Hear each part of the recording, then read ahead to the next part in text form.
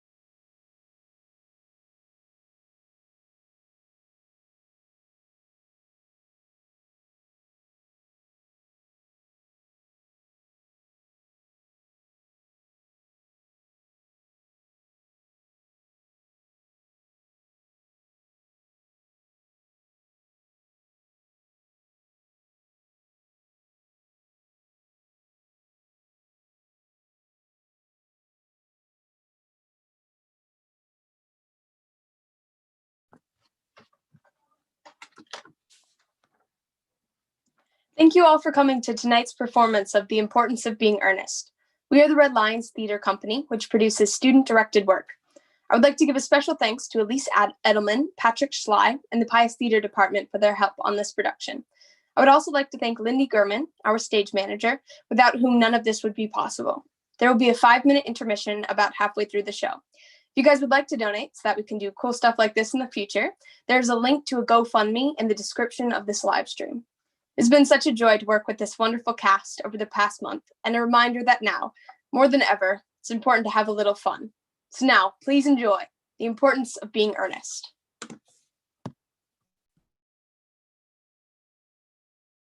I don't care if Monday's blue, Tuesday's grey and Wednesday too. Thursday, I don't care about you, it's Friday, I'm in love. Monday, you can fall apart. Tuesday, Wednesday, break my heart. Oh, Thursday doesn't even start, it's Friday, I'm in love.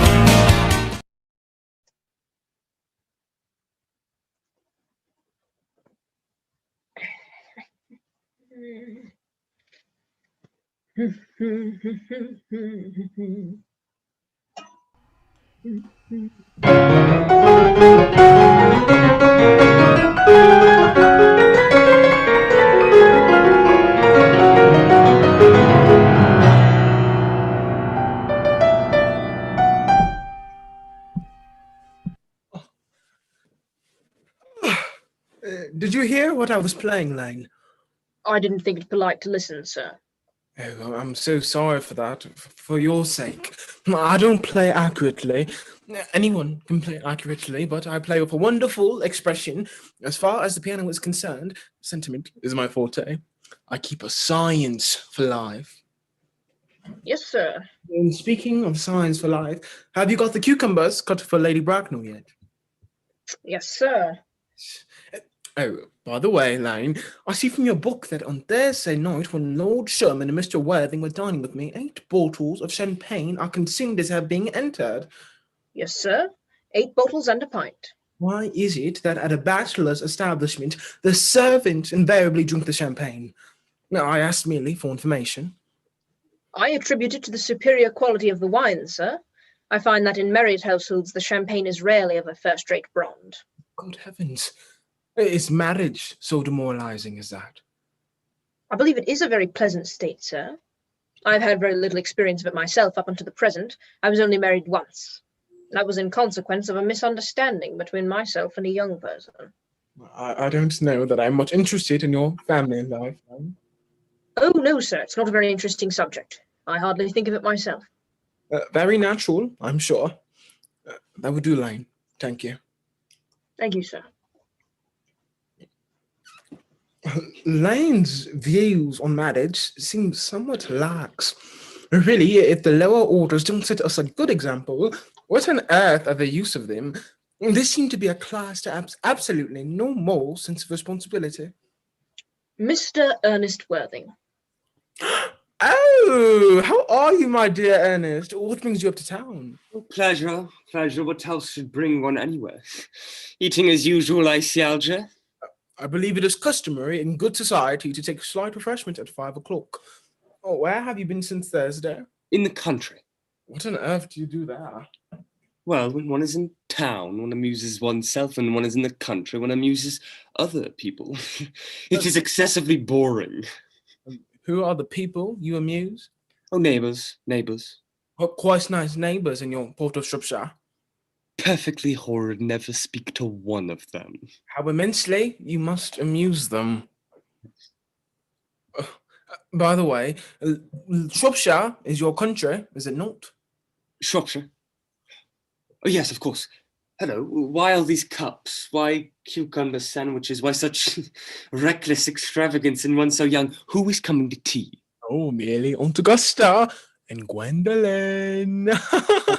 Perfectly delightful. Yes, it is all very well, but I'm afraid that Aunt Augusta won't quite so approve of your being here. May I ask why? Dear fellow, the way you flirt with Gwendolen is perfectly disgraceful. It is almost as bad as the way Gwendolen flirts with you. I am in love with Gwendolen. I have come up to town expressly to propose to her. I thought you had come up for pleasure. I call that business. How utterly unromantic you are. I really don't see anything romantic about proposing. It is very romantic to be in love, but nothing romantic about a definite proposal. Why one may be accepted, one usually is, I believe. Then the excitement is all over. The very essence of romance is uncertainty. If I ever get married, I'll certainly try to forget the fact. I have no doubt about that, dear Algy. The divorce court was specially invented for people whose memories are so curiously constituted. No, there is no use speculating on that subject. Divorces are made in heaven. Please don't touch the cucumber sandwiches. They're ordered specially for Aunt Augusta. Well, you have been eating them all the time. That is a quite different matter. She's my aunt. I have some bread and butter. Gwendolen is devoted to bread and butter. And very good bread and butter it is, too. Oh, well, you should not eat if you're going to eat at all. You behave if you're married to her already. You are not married to her already, and I don't think you will ever be. Why on earth do you say that? Well, in the first place, girls don't like men they flirt with. Girls don't think it's right. Well, that is nonsense. It is a great truth. It accounts for the extraordinary number of bachelors that one sees all over the place. In the second place, I don't give my consent. You'll consent. My dear fellow, Gwendolen is my first cousin, and before I allow you to marry her, you will have to clear up the whole question of Cecily. Cecily? What on earth do you mean? What do you mean, Algy, by Cecily? I don't know anyone of the name of Cecily. Bring me my cigarette case. Mr. Worthing left last time he was smoking here. Yes, sir. What do you mean to say that you have had my cigarette case all this time? I wish to goodness you would let me know. I've been writing frantic letters to Scotland Yard about it. I was nearly offering a large reward. Well, I wish you would offer one. I happen to be more than usually hard up. There is no good offering a large reward now that the thing is found. I think that is rather mean of you, Ernest, I must say. However, it makes no matter, for now that I look in the inscription made inside and I find out one thing isn't yours after all. Of course it is mine. You've seen me with it 100 times, and you have no right whatsoever to read what is written inside. It is a very ungentlemanly thing to read a private cigarette case. It's absurd to have hard and fast rule about what one should read and what one shouldn't. More than half of modern culture depends on what one shouldn't read. I'm quite aware of the fact that I don't propose to discuss modern culture. I simply want my cigarette case back. Yes, but this isn't your cigarette case. The cigarette case is a present from someone of the name Cecily, and you said you didn't know anyone of that name. Well, if you want to know, Cecily happens to be my aunt. Your aunt. Yes, charming old lady she is too, lives in Tunbridge Wells. Just give it back to me, Alger. But why does your aunt call herself Little Cecily if she is your aunt and lives at Tunbridge Wells? From Little Cecily with her fondest love. My dear boy, what on earth is there in that? Someone's a toll, someone's a not toll. It doesn't matter that surely an aunt may be allowed to decide for herself. Well, you seem to think that every aunt should be exactly like your aunt. That is absurd. For heaven's sake, give me back my cigarette case. Yes, but why does your aunt call you her uncle? From Little Cecily with her fondest love to dear Uncle Jack. There's no objection, I admit, to an aunt being small, but an aunt, no matter what her size may be, to call her own nephew her uncle, I can't quite make out. Besides, your name isn't Jack at all, it is Ernest. It isn't Ernest, it's Jack. You have always told me it was Ernest. I've introduced you to everyone as Ernest. You answer to the name of Ernest. You look as if your name was Ernest. You are the most earnest-looking person I've ever saw in my life. It is perfectly absurd you're saying your name isn't Ernest. It's on your cards. Here's one of them. Mr. Ernest Worthing, B for the Albany. I'll keep this as proof your name is Ernest if you ever attempt to deny me or to Gwendolyn or to anyone else. Well, it is Ernest. In town, Jack in the country. And the cigarette case was given to me in the country. Yes, but that does not account for the fact that your small aunt Cecily, who lives at Tunbridge Wells, calls you her dear uncle. My dear Algie, talk exactly as if you were a dentist. It is very vulgar to talk like a dentist when one isn't a dentist because it produces a false impression. Well, that is exactly what dentists always do. Now go on, tell me the whole thing, and I may mention that I've always suspected you of being a confirmed bumperist, and I'm quite sure of it now.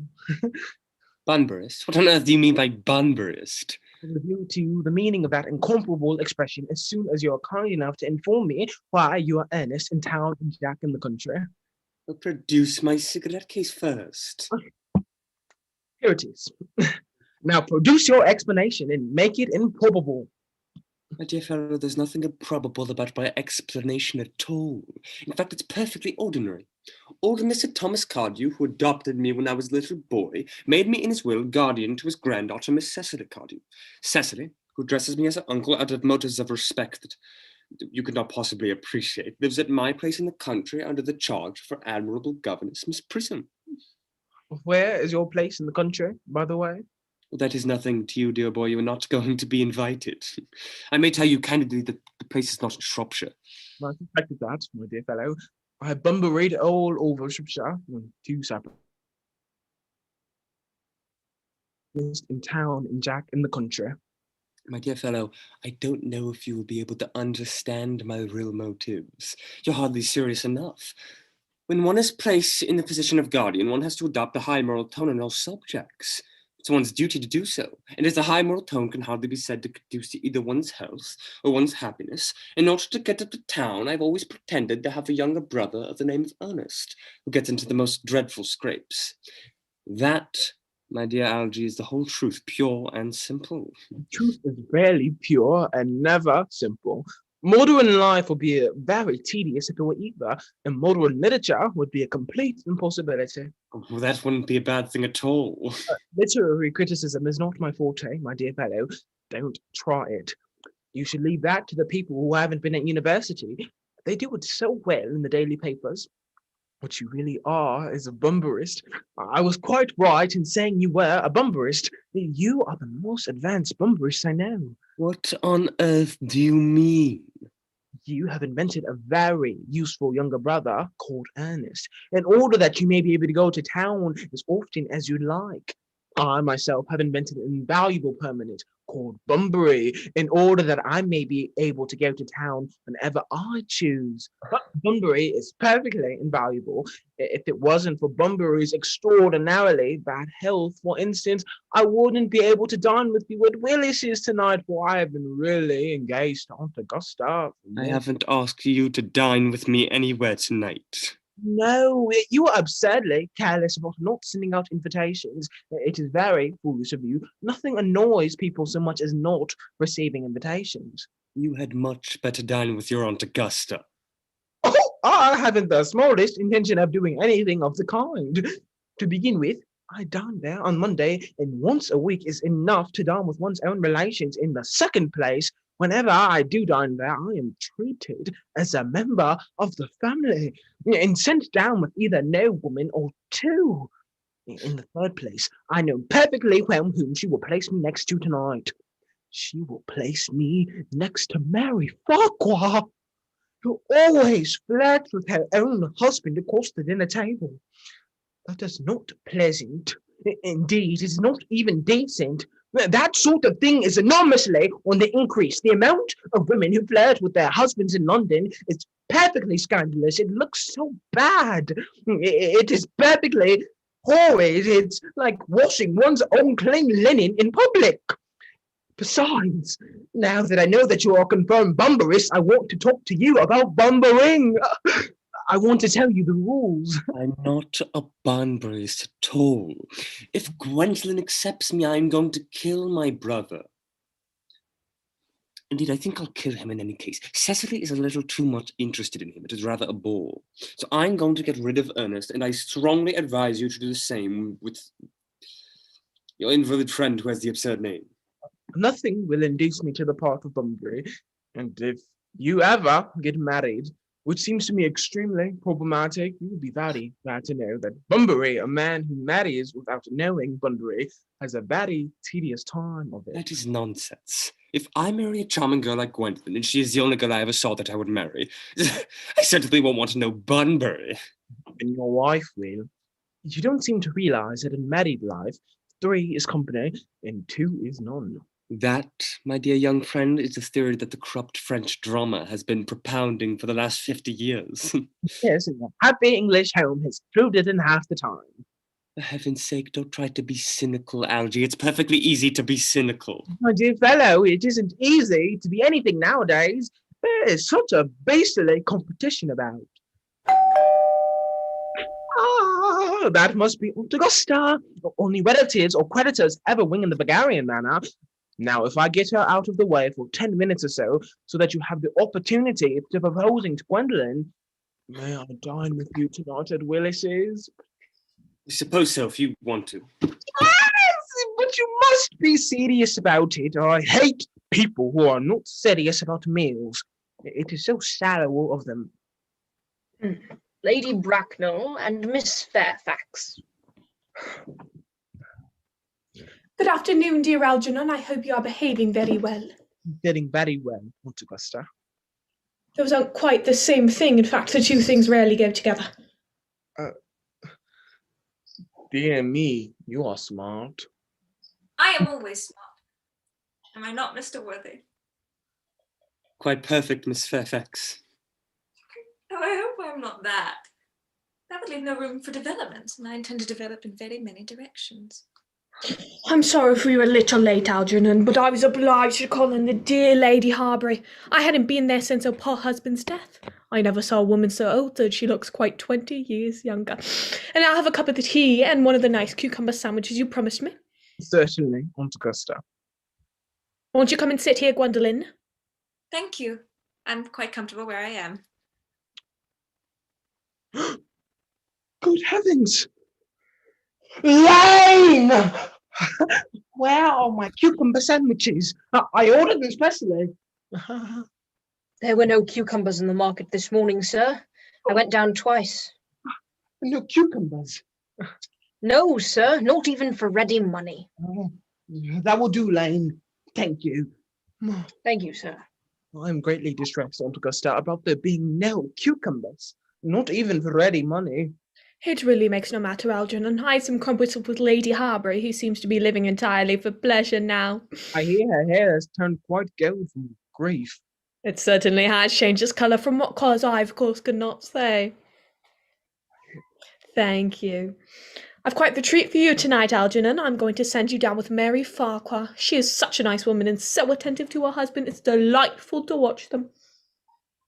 I'm afraid, Aunt Augusta, I shall have to give up the pleasure of dining with you tonight after all. I hope not, Algernon. It would put my table completely out. Your uncle would have to dine upstairs. Fortunately, he is accustomed to that. A great bore, and I need hardly say a terrible disappointment to me. But the fact is, I have just received a telegram to say my poor friend Bunbury is very ill again. They seem to think I should be with him. It is very strange. This Mr. Bunbury seems to suffer from curiously bad health. Yes, poor Bunbury is a dreadful invalid. Well, I must say, Algernon, that I think it is high time that Mr. Bunbury made up his mind whether he was going to live or to die. This shilly-shallying with the question is absurd. Nor do I in any way approve of the modern sympathy with invalids. I consider it morbid. Illness is hardly a thing to be encouraged in others. Health is the primary duty of life. I'm always telling that to your poor uncle, but he never seems to take much notice as far as any improvement in his ailment goes. I should be much obliged if you would ask Mr. Bunbury from me to be kind enough not to have a relapse on Saturday, for I rely on you to arrange my music for me. It is my last reception, and one wants something that will encourage conversation, particularly at the end of this season when everyone has practically said whatever they had to say, which in most cases was probably not much.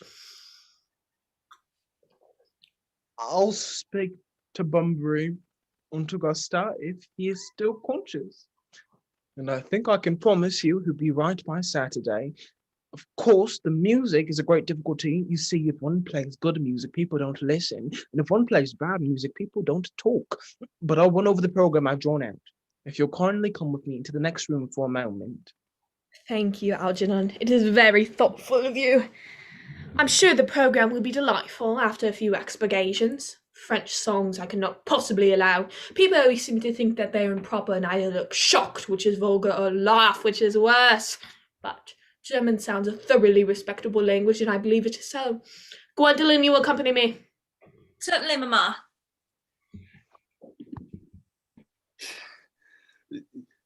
Charming day it has been, Miss Fairfax. Pray don't talk to me about the weather, Mr. Worthing. Whenever anybody talks to me about the weather, I feel quite certain they mean something else. That always makes me so nervous. I do mean something else. I thought so. In fact, I'm never wrong. I would like to be allowed to take advantage of Lady Bracknell's temporary absence. I would certainly advise you do so. Mamma has a way of coming back suddenly into a room that I've often had to speak to her about. Miss Fairfax, ever since I met you, I have admired you more than any girl I've ever met. Since I met you. Yes, I'm quite aware of the fact.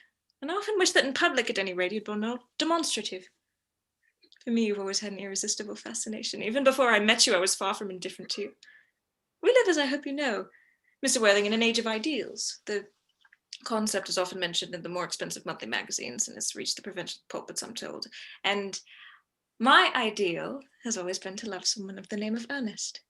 There's something in that name that inspires absolute confidence. The moment Algernon first mentioned to me that he had a friend called Ernest, I knew I was destined to love you. You really love me, Gwendolyn. How passionately. I think you don't know how happy you've made me. My own Ernest.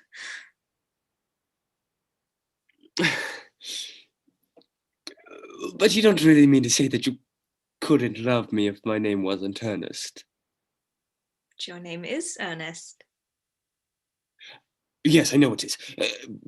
But supposing it was something else, do you mean to say that you couldn't love me then? That is clearly a metaphysical speculation. and, like most metaphysical speculations, has very little reference at all to the actual facts of real life as we know them. Personally, darling, to speak quite candidly, I don't much care about the name of Ernest. I don't think the name suits me at all. It suits you perfectly. It is a divine name. It has a music of its own. It produces vibrations. Yes. Well, really, Gwendolyn, I must say, I think there are lots of other much nicer names. I think Jack, for instance, a charming name. Jack. Yes. No, there is very little music in the name of Jack, if any at all, indeed. Does not thrill, produces absolutely no vibrations. I've known several Jacks, and they all, without exception, have been more than usually plain. Besides, Jack is a notorious domesticity for John, and I pity any woman married to a man called John. She'd probably never be allowed to know the entrancing pleasure of a single moment's solitude. Now, the only really safe name is Ernest. Gwendolyn, I must get christened at once. I mean, we must get married at once. There's no time to be lost. Married, Mr. Worthing? Well, surely. You know that I love you, and you've led me to believe, Miss Fairfax, that you're not absolutely indifferent to me. I adore you, but you haven't proposed to me yet. The subject of marriage has not even been touched on. May I propose to you now? I think it would be an admirable opportunity. And to spare you any possible disappointment, Mr. Worthing, I think it only fair to tell you quite frankly beforehand that I am fully determined to accept you. Yes.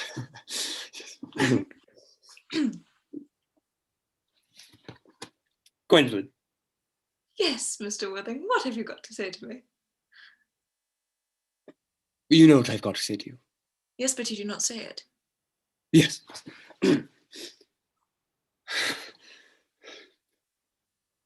Gwendolyn, will you marry me?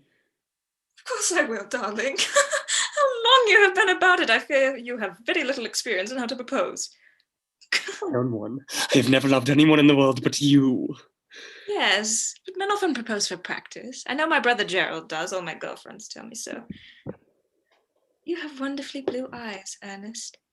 They are quite blue. I hope you will always look at me just like that, especially when there are other people present.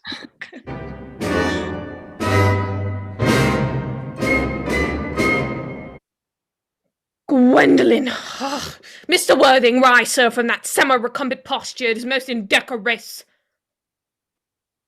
Mamma, I must beg you to retire. This is no place for you. Besides, Mr. Worthing has not quite finished yet. Finished what, may I ask? I am engaged to Mr. Worthing, Mamma. Pardon me. You are not engaged to anyone. When you do become engaged to someone, I or your father, should his health permit him, will inform you of the fact. An engagement should come on a young girl as a surprise, pleasant or unpleasant, as the case may be. It is hardly a matter that she could be allowed to arrange for herself. And I have a few questions to put to you, Mr. Worthing. While I'm making these inquiries, you will wait for me below in the carriage, Gwendolyn. Mamma. In the carriage, Gwendolyn. Gwendolyn, the carriage! Yes, Mamma. You can take a seat, Mr. Worthing. Thank you, Lady Bracknell. I prefer standing.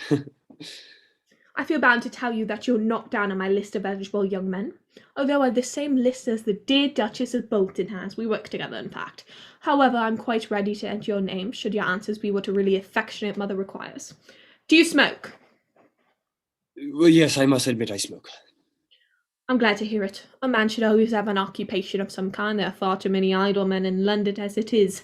How old are you? 29. A very good age to be married at.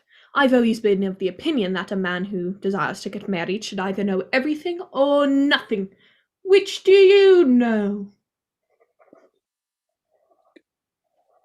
I know nothing, Lady Bracknell. I'm pleased to hear it. I do not approve of anything that tampers with natural ignorance. Ignorance is like a delicate, exotic fruit. Touch it and the bloom is gone. The whole theory of modern education is radically unsound. Fortunately, in England, at any rate, education produces no effect whatsoever. If it did, it would prove a serious danger to the upper classes and probably lead to acts of violence in Grosvenor Square. What is your income? Between 7,000 and 8,000 a year. In land or in investments? In investments, chiefly. That is satisfactory. What's between the duties expected of one during one's lifetime and the duties exacted from one after one's death? Land has ceased to be either a profit or a pleasure. It gives one position and prevents one from keeping it up. That's all that can be said about land. Well, I own a country house with some land, of course, attached to it. About 1,500 acres. But I don't depend on that for my real income. In fact, as far as I can make out, the poachers are the only people who make anything out of it. A country house? How many bedrooms? Well, that point can be cleared up afterwards. You have a townhouse, I hope. A girl with a simple, unspoiled nature like Gwendolyn could hardly be expected to reside in the country. Well, I own a house in Belgrave Square. But it is let out by the year to Lady Bloxham. Of course, I can get it back at any moment I like at 6 months' notice. Lady Bloxham. I don't know her. Oh, she goes about very little. She's a lady considerably advanced in years. Nowadays, that is no guarantee of respectability of character.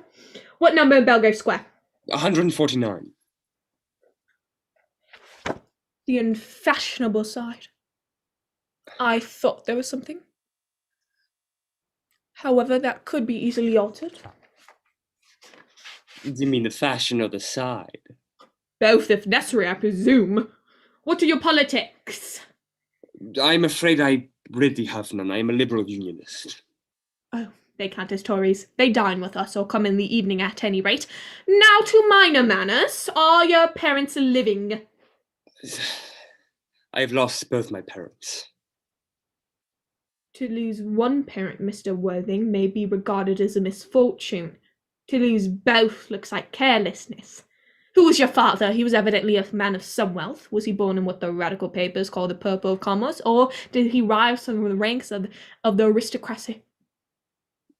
I'm afraid I really don't know. The fact is, Lady Bracknell, I said I had lost both my parents. It would be nearer the truth to say that my parents seem to have lost me.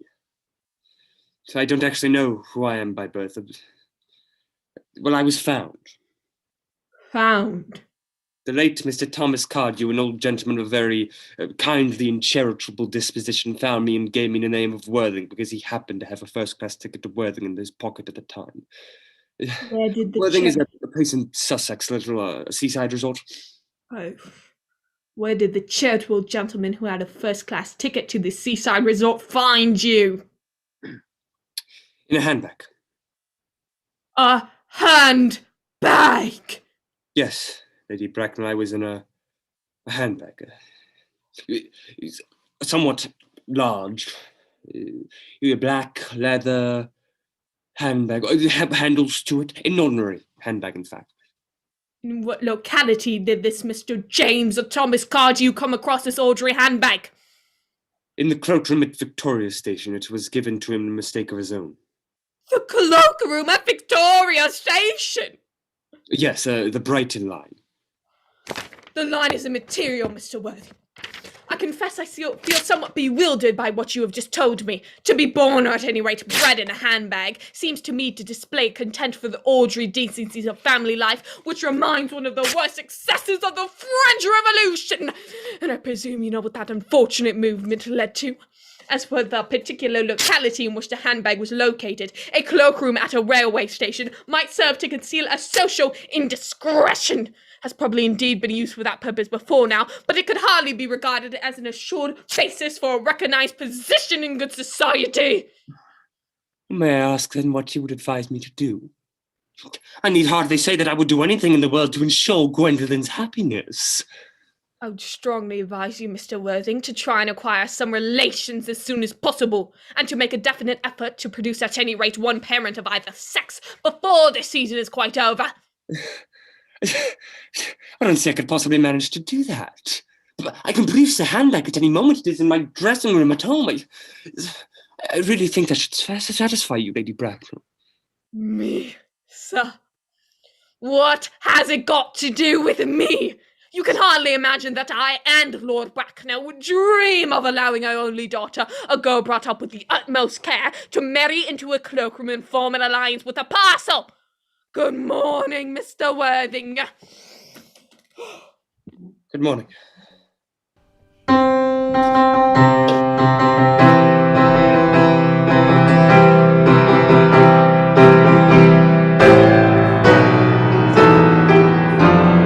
Algernon! Algernon!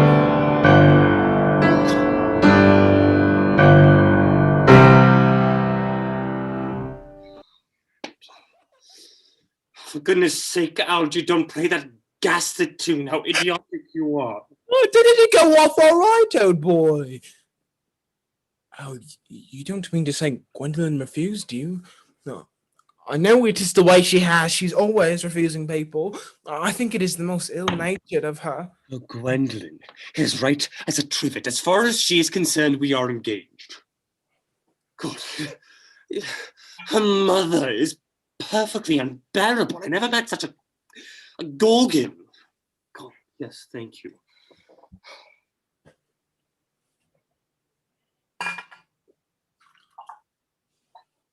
I don't really know what a gorgon is like, but I'm quite sure that Lady Bracknell is one.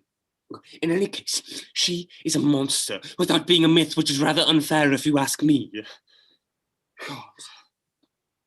I beg your pardon. Archie, I suppose I shouldn't talk about your own aunt in this way before you. My dear boy, I love hearing my relations abused. It is the only thing that makes me put up with them at all. Relations are simply a tedious pack of people who haven't the remotest knowledge of how to live, nor the smallest instinct about when to die. Oh, that is nonsense. It isn't nonsense. Well, I won't argue about the matter. You always want to argue about things. That is exactly what things were originally made for. Upon my word, if I thought that, I'd shoot myself. You don't think there's any chance of Gwendolyn becoming like her mother in about 150 years, do you, Algie? All women become like their mothers. That is their tragedy. No man does that. Is that clever? It's perfectly phrased and quite as true as any observation in civilized life should be. Oh, I'm sick to death of cleverness. Everybody is clever nowadays. You can't go anywhere without meeting clever people. The thing has become an absolute public nuisance. God, I wish to goodness we had a few fools left. We have. I should extremely like to meet them. What do they talk about? Oh, the fools? Oh, about the clever people, of course. What fools? By the way, did you tell Gwendolyn the truth about your being Ernest in town and Jack in the country? The truth isn't the sort of thing one tells to a nice, sweet, refined girl like Gwendolyn. What ideas do you have about the way to behave to a woman? The only way to behave to a woman is to make love to her if she's pretty, and to someone else if she's plain. Oh, that is nonsense. What about your brother? What about the profligate Ernest? Before the end of the week, I should have got rid of him. Or say he died in Paris of apoplexy. Lots of people die quite suddenly of apoplexy, don't they, Alger? Yes, but it's hereditary, my dear fellow. It's the sort of thing that runs in families. You had better much say it's a severe chill. Yes. Well, you're sure severe chill isn't hereditary or anything of the kind? Of course it isn't. Very well. My poor brother Ernest is carried off suddenly in Paris by a severe chill. That gets rid of him. But I thought you said that Miss Cardew was a little too much interested in your poor brother Ernest. Won't you feel a loss a good deal? Well, that is all right. Cecily is not a silly romantic, I'm glad to say. She has got a capital appetite, goes on long walks, and pays no attention to her lessons at all. I would rather like to see Cecily. I will take very good care. You never do. She's excessively pretty, and she's only just 18. Have you told Gwendolyn yet about that you have an excessively pretty ward who's only 18? Gwendolyn and Cecily are perfectly certain to be extremely great friends. I'll bet you anything you like that half an hour after they have met, they would be calling each other sister. Oh, women only do that thing when they call each other a lot of other things first. Now, my dear boy, if we want to get a good table at Willis's, we really must go and dress. Oh, do you know it's nearly 7? Oh, it is always nearly 7. Well, I'm hungry. I never knew you when you weren't. What should we do after dinner? Go to the theatre? Oh, no, I love listening. Well, let us go to the club. Oh, no, I hate talking. Well, we might go around the Empire at 10. Oh, no, I can't bear looking at that things. It is so silly. Well, what should we do? Nothing. It is awfully hard work doing nothing. However, I don't mind work where there is no definite object of any kind. Miss Fairfax. Gwendolyn, upon my word. Algie, kindly turn your back. I have something very important to say to Mr. Worthing. Really, Gwendolyn, I don't think I can allow this at all. Algie, you always adopt a strictly immoral attitude towards life. You're not quite old enough to do that. My own darling. Ernest, we may never be married. From the expression on Mamma's face, I fear we never shall. Few parents nowadays pay any regard to what their children say to them. The old-fashioned respect for the young is fast dying out. Whatever influence I ever had of Mamma, lost at the age of 3. But although she may prevent us from becoming man and wife, and I may marry someone else, and marry often, nothing she can possibly do can alter my eternal devotion to you. Oh, dear Gwendolyn. Your romantic origin, as relayed to me by Mamma with unpleasing comments, has naturally stirred the deeper fibers of my nature. Your Christian name has an irresistible fascination. The simplicity of your character makes you exquisitely incomprehensible to me. Your address in the Albany I have. What is your address in the country? With the Manor House, Woolton, Hertfordshire. Hertford. There's a good postal service, I suppose. It may be necessary to do something desperate. That will require serious consideration. I will communicate with you daily. My own one. How long do you remain in town? Until Monday. Good. Algie, you may turn round now. Well, thanks. I've turned around already. You may also ring the bell. You will allow me to see you to your carriage, my own darling. Certainly. I will see Miss Fairfax out. Yes, sir.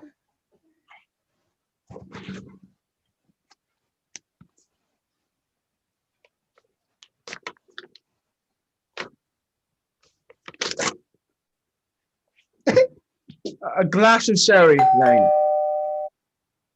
Yes, sir. But tomorrow, Lane, I shall go bumbering. Yes, sir. I shall probably not be back till Monday. You can put my smoking jackets, all my Bunbury suits up in the...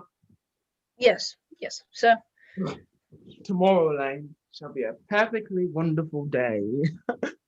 It never is, sir. Oh, Lane, you are the perfect pessimist. I do my best to give satisfaction, sir. Oh, no, there is a sensible, intellectual girl, the only girl I ever cared for in my life. What on earth are you so amused at? I'm a little anxious about poor Bunbury, that is all. If you're not careful, your friend Bunbury is going to get you into a serious scrape someday, Algie. I love scrapes, they're the only things that are never serious. Oh, that is nonsense. You never talk anything but nonsense. Nobody ever does.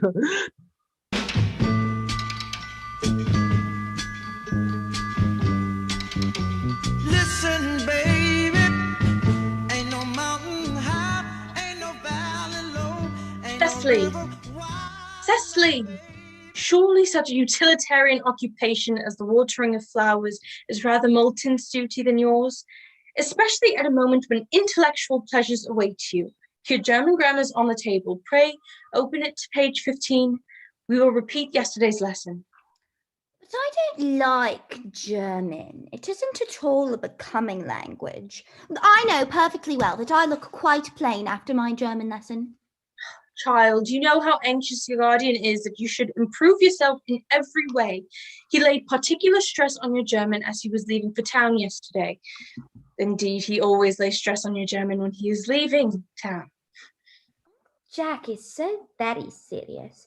In fact, sometimes he is so serious that I think he cannot be quite well. Your guardian enjoys the best of health, and his gravity of demeanor is especially to be commended in one so comparatively young as he is. I know no one who has a higher sense of duty and responsibility. I suppose that is why he often looks a little bored when we three are together. Cecily, I'm surprised at you. Mr. Worthing has many troubles in his life. Idle merriment and triviality would be out of place in his conversation. You must remember that unfortunate young man, his brother, that he has constant anxiety about. I wish Uncle Jack would allow that unfortunate young man, his brother, to come down here sometimes. We might have a good influence over him, Miss Prism. I'm sure you certainly would. You know, German and geology and things of that nature influence a man very much. I do not think that even I could produce any effect on a character that, according to his own brother's admission, is irretrievably weak and vacillating.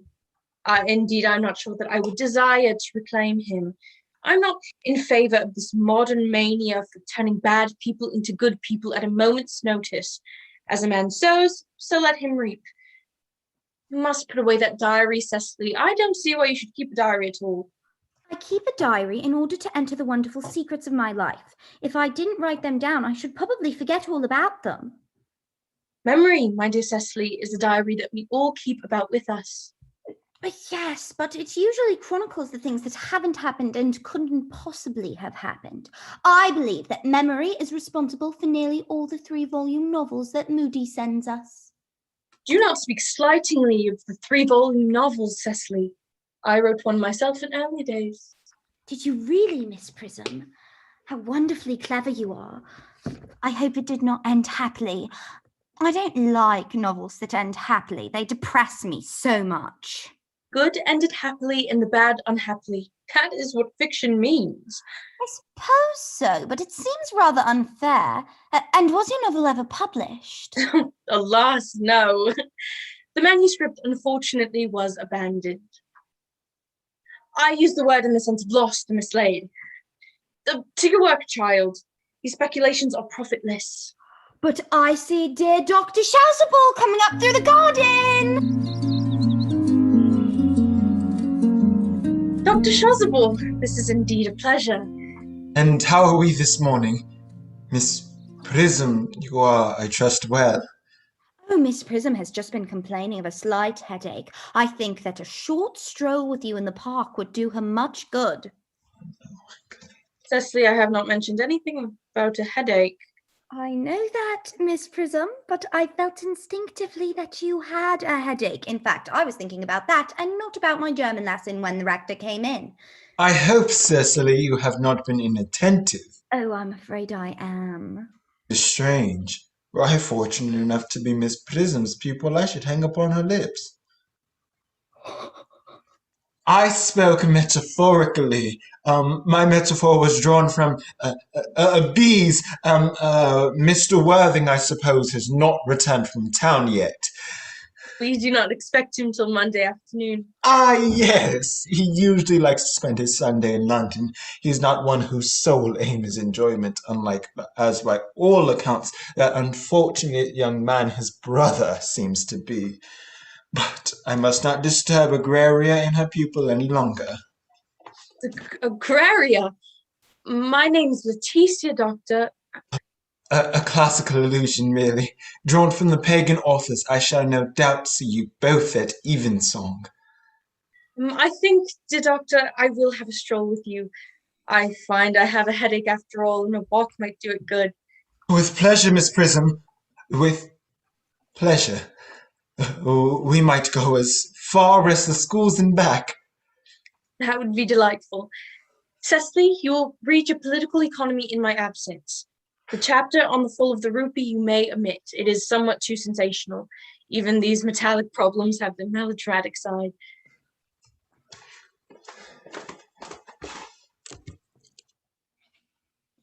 Horrid political economy.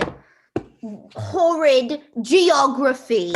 Horrid German. Mr. Ernest Worthing has just driven over from the station. He has brought his luggage with him. Mr. Ernest Worthing, B for the Albany W. Uncle Jack's brother? Did you tell him Mr. Worthing was in town? Yes, miss. He seemed very much disappointed. I mentioned to him that you and Miss Prism were in the garden, and he said he was anxious to speak to you privately for a moment. Tell Mr. Ernest Worthing to come here. I suppose you'd better talk to the housekeeper about a room for him. Yes, miss. I have never met a really wicked person before. I feel rather frightened. I'm so afraid he will look just like everyone else.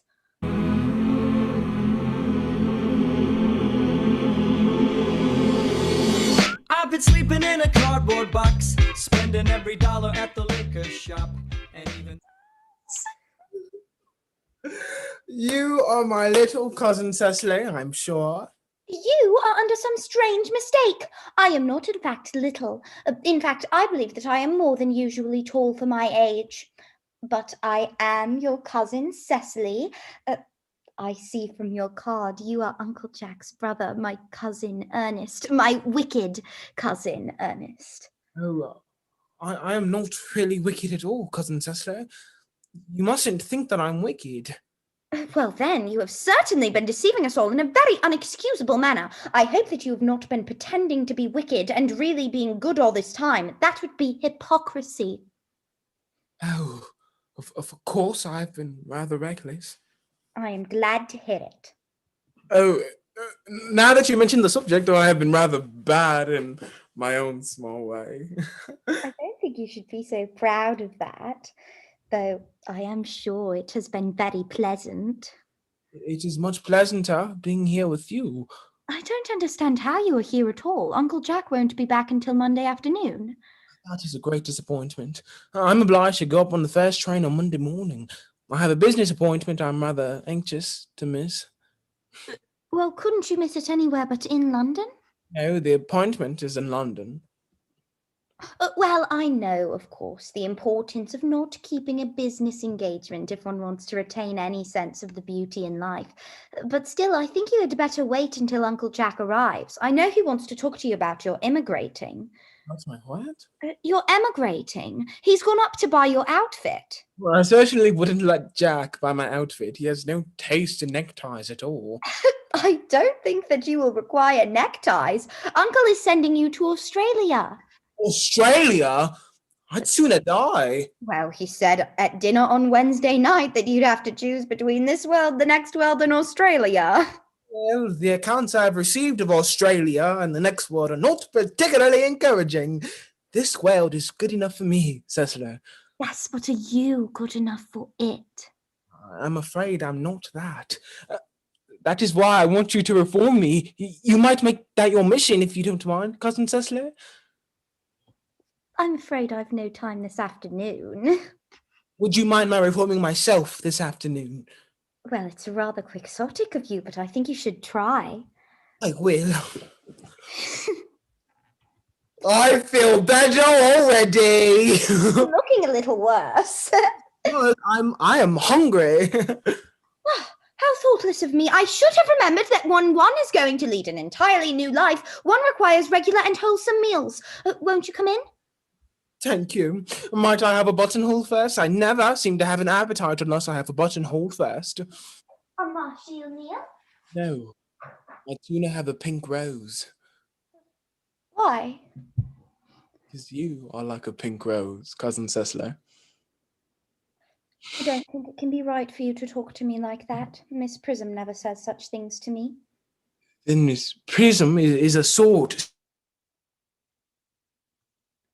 I cannot hear you, dear. So, Oh, you're back. you are the prettiest girl I've ever saw.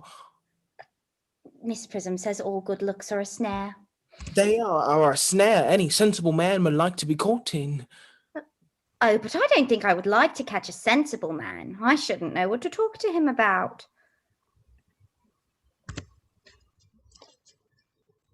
You are too much alone, Dr. Chasuble. You should get married. A misanthrope I can understand, a womanthrope, never.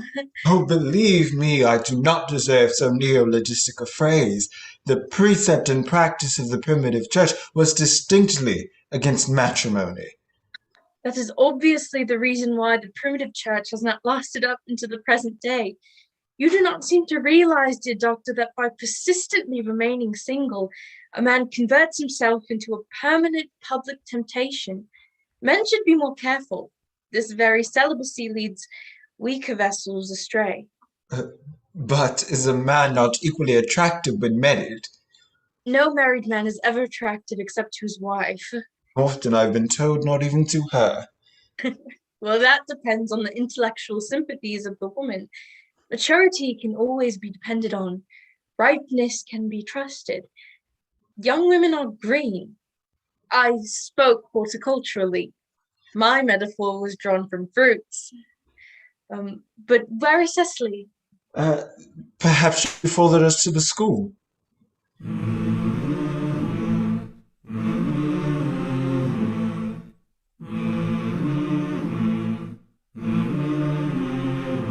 Mr. Worthing! Mr. Worthing! This is indeed a surprise. We did not look to you till Monday. I've returned sooner than I expected. Dr. Chasuble, I hope you are well. Dear Mr. Worthing, I trust this garb of woe does not betoken some terrible calamity. My brother. More shameful debts and extravagance. Still leading his life of pleasure. Dead. Your brother Ernest dead. Quite dead. What a lesson for him. I trust he will profit by it. Mr. Worthing, I offer you my sincere condolence. You have the consolation of knowing that you were always the most forgiving and generous of brothers. Oh, Ernest. He had many faults, but it is a sad, sad blow. Very sad indeed. Were you with him in the end? No, he died abroad in Paris, in fact. I had a telegram last night from the manager of the Grand Hotel. Was the cause of death mentioned? A severe chill, it seems. As a man sows, so let him reap. Charity, dear Miss Prism, charity. None of us are perfect. I myself am particularly susceptible to droughts. Will the interment take place here? No, he seems to have expressed a desire to be buried in Paris. In Paris? I fear that hardly points to any serious state of mind in the last. You would no doubt wish me to make some slight allusion to the tragic domestic affliction next Sunday. My sermon on the meaning of the manna in the wilderness can be adapted to any occasion, joyful or, in the present case, distressing.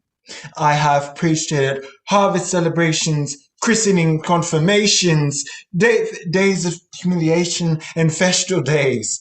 The last time I delivered it was in the cathedral as a charity sermon on behalf of the Society for the Prevention of Discontent among the Upper Orders. The bishop who was present was much struck by some of the analogies that I drew. That reminds me, Dr. Chasuble, you mentioned christenings, I think. I suppose you know how to christen, all right. I mean, of course, you are continually christening, aren't you? It is, I regret to say, one of the rector's most constant duties in this parish. I have often spoken to the poorer classes on the subject, but they don't seem to know what thrift is. But, Mr. Worthing, is there any particular infant in whom you are interested? Your brother was, I believe, unmarried. Oh, yes, yes. Most people who live entirely for pleasure usually are. But it is not for any child, dear doctor. I'm very fond of children. Now, the fact is, I would like to be christened myself this afternoon if you have nothing better to do. But surely you have been christened already. I don't remember anything about it. But have you any grave doubts on the subject? I certainly intend to have. Of course, I don't know if the thing should bother you at all, or if you think I'm a little too old now. Not at all. The sprinkling and indeed the immersion of adults is a perfectly canonical practice. Immersion? You need not have any apprehensions. Sprinkling is all that is necessary, or indeed, I think, advisable. Weather is so changeable. At what hour would you wish this ceremony performed? Oh, I might trot round at about 5, if that would suit you. Perfectly, perfectly. I have two similar ceremonies to be performed at that hour. A case of twins that occurred in one of the outlying cottages on your estate. Poor Jenkins, the old carter, a most hard-working man.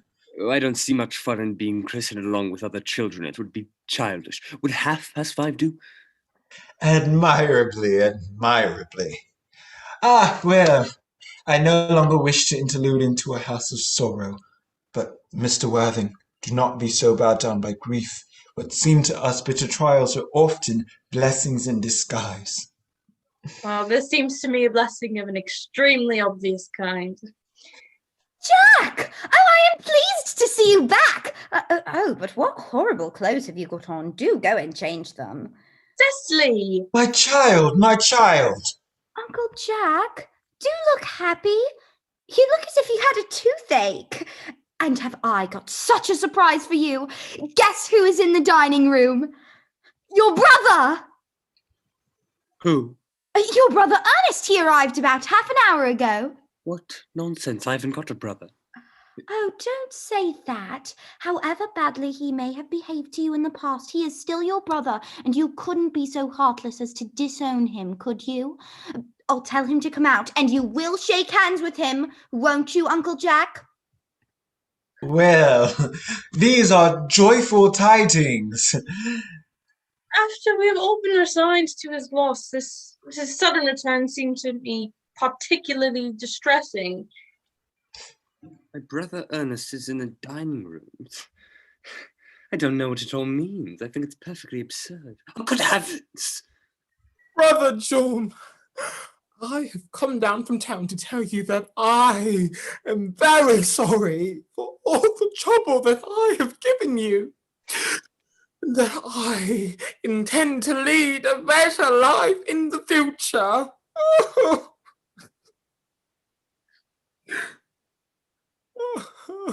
Uncle Jack, you are not going to be so heartless as to refuse your own brother's hand.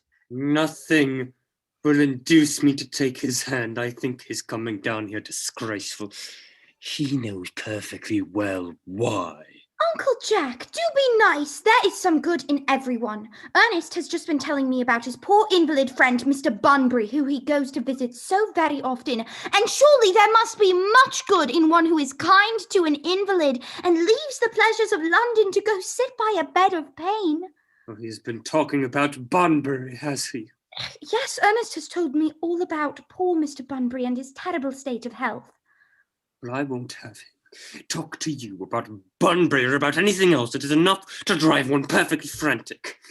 Oh, of course, I admit the faults were all on my side, but I must say that I think that Brother John's kindness to me is peculiarly painful. I expected a more enthusiastic welcome, especially considering this is the first time I have come here. Oh. Uncle Jack, if you do not shake hands with Ernest, I shall never forgive you. Never forgive me. Never, never, never. Well, this is the last time I shall ever do it. Well, it is pleasant, is it not, to see such perfect a reconciliation. I think we might leave the two brothers together. Cecily, you will come with us. Certainly, Miss Prism. My little task of reconciliation is over. You have done a beautiful action today, dear child. We must not be premature in our judgments. I feel very happy. You young scoundrel, you've got to get out of this place as soon as possible. I don't allow any Bunburying here. I've put Mr. Ernest's things in the room next to yours, sir. I suppose that is all right. What? Mr. Ernest's luggage, sir. I have unpacked it and put it in the room next to your own. His luggage? Yes, sir. 3 portmanteaus, a dressing case, 2 hat boxes, and a large luncheon basket. I'm afraid I can't stay more than a week at this time. Madam, order the dog cart at once. Mr. Ernest has been suddenly called back to town. Yes, sir. What a fearful liar you are, Jack. I have not been called back to town at all. Your duty as a gentleman calls you back. My duty as a gentleman has never interfered with my pleasures in the smallest degree. Well, I can quite understand that. Cecily is a darling. Oh, You are not to talk of Miss Cardew like that. I don't like it. I don't like your clothes. You look perfectly ridiculous in them. Why on earth don't you go up and change? It is perfectly childish to be in deep mourning for a man who's actually staying a whole week with you in your house as a guest. I call it grotesque. You are certainly not staying in my house as a guest or as anything else. You've got to go by the 4:05 train. I certainly won't leave you so long as you are in mourning. It would be most unfriendly if I were to disappear. You are in mourning, and you would stay with me if I were in mourning, I suppose. I should think you'd be very unkind if you didn't. Well, will you go if I change my clothes? Yes, if you're not too long. I have never saw anybody take so long to get dressed with such little result. Well, it is better than always being overdressed as you are. I'm occasionally overdressed a little. I make up for being immensely overeducated. Oh, don't. Your vanity is ridiculous. Your conduct and outrage in your presence in my garden utterly absurd. However, you have got to go by the 4:05, and I hope you will have a pleasant journey back to town. This bunburying, as you call it, has not been a great success for you, has it? I think it is a great success. I am in love with Cecily! And that is everything, Jack. But I must see her before I go and make arrangements for another Bunbury. There she is. Oh, I merely came back to water the roses. I thought you were with Uncle Jack. He's going to order the dog cart for me. Oh? Is he going to take you for a nice drive? Going to send me away. Oh. Then have we got to part? I am afraid so. It is a very painful parting. It is always very painful to part from one whom one has only known for a very brief space of time. The absence of old friends one can endure with equanimity, but even a momentary separation from one whom one has only just been acquainted is almost unbearable. Thank you. The dog cart is at the door, sir. It can wait, Merriman, for 5 minutes. Yes, miss. I hope, Cecily, I shall not offend you if I should say quite frankly and openly that you seem to me to be in every way the visible personification of absolute perfection. I think your frankness does you great credit, Ernest. If you will allow me, I shall copy your remarks into my diary. Do you really keep a diary? I'd give anything to look at it. May I? Oh, no, you see it as simply a very young girl's record of her own thoughts and opinions, and consequently meant for publication. When it appears in volume form, I do hope you'll order a copy. But pray, Ernest, don't stop. I delight in taking down from dictation. I have reached absolute perfection. You may go on. I'm quite ready for more.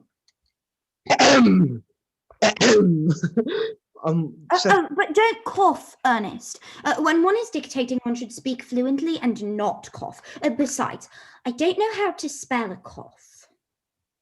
Cecily, ever since I first stepped upon your wonderful and incomparable beauty, I have dared to love you wildly, passionately, devotedly, hopelessly. I don't think you should tell me that you loved me wildly, passionately, devotedly, hopelessly.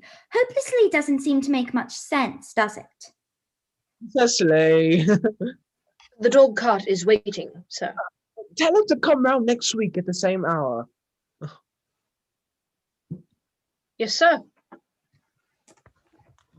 Uncle Jack would be very annoyed if he knew you were staying on until next week at the same hour. I don't care about Uncle Jack. I don't care about anybody in the whole world but you. I love you, Cecily. You will marry me, won't you? Of course, you silly boy. Why, we have been engaged for the past 3 months. For the last 3 months? Well, yes, it will be exactly 3 months on Thursday. But how did we become engaged? Well, ever since dear Uncle Jack first told us that he had a brother who was very wicked and bad, you, of course, became the chief topic of conversation amongst myself and Miss Prism, and, of course, a man who is always talked about is always very attractive. One feels there must be something in him after all. And I dare say it was foolish of me, but I fell in love with you, Ernest. Darling, when was this engagement settled? On the 14th of February last. Worn out by your entire ignorance of my existence, I determined to end the matter one way or the other, and after a long struggle with myself, I accepted you under this dear old tree here. And the next day, I went out and I bought this little ring in your name, and this is the little bangle with the true lover's knot that I promised you always to wear. I give you this. It is very pretty, isn't it? Yes, you've wonderfully good taste, Ernest. It's the excuse I've always given for your leading such a terrible life. Oh, and this is the box in which I keep all your dear letters. Letters! For my own sweet Cecily, I've never written you any letters. You need hardly remind me of that, Ernest. I remember only too well that I was forced to write all your letters for you. I always wrote 3 times a week, sometimes oftener. Do let me read them, Cecily. Oh, no, I couldn't possibly. They would make you far too conceited. The 3 that you wrote me after I had broken off the engagement were so beautiful and so poorly spelled that even now I can't even read them without crying a little. Was our engagement ever broken off? Of course it was. On the 22nd of March. You can read the entry if you'd like. I have broken off my engagement with Ernest. I feel it is better to do so. The weather still continues charming. But why on earth did you break it off? What had I done? I have done nothing at all, Cecily. I am very much hurt. Indeed, I am hurt to hear you broke it off, particularly when the weather was so charming. It would hardly have been a really serious engagement if it hadn't been broken off at least once. But I forgave you before the week was out. What a perfect angel you are, Cecily. You dear romantic boy. I hope your hair curls naturally. Does it? Yes, darling, with a little help from others. I'm so glad. You'll never break off our engagement again, Cecily? I don't think I could now that I've actually met you. Besides, there is, of course, the subject of your name. Yes, of course. You mustn't laugh at me, darling, but it always has been a girlish dream of mine to love someone called Ernest. There is something in that name that seems to inspire absolute confidence. In fact, I pity any poor woman whose husband is not called Ernest. Oh no, I've lost him again. I shall write about this in my diary. He's so cute. I like his hair so very much. Oh, are you back? The Wi-Fi in England is horrid. Oh, that's all right. That's all right. But I pity any poor married woman whose husband is not called Ernest. Child, do you mean to say you cannot love me if I had some other name? But what name? Oh, any name, like Algernon, for instance. But I don't like the name of Algernon. Well, my own sweet little loving darling, I really can't see why you should object to the name of Algernon. It is not a bad name. In fact, it's a rather aristocratic name. Half the chaps who get in the bankruptcy court are called Algernon, but seriously, if my name were Algie, couldn't you love me? I might respect you, Ernest. I might admire your character, but I fear that I should not be able to give you my undivided attention. Cecily, your rector is here, I suppose, fairly experienced in every practice of all rites and ceremonials of the church. Oh, yes, Dr. Shousable is a much-learned man. He has never written a single book, so you can imagine how much he knows. I must see him at once on the most important christening. I mean the most important business. Oh? I shan't be away more than half an hour. Considering that we have been engaged since February the 14th, and I have only just met you for the first time today, it seems rather hard that you should leave me for so long a period as half an hour. Couldn't you make it 20 minutes? I'll be back in no time.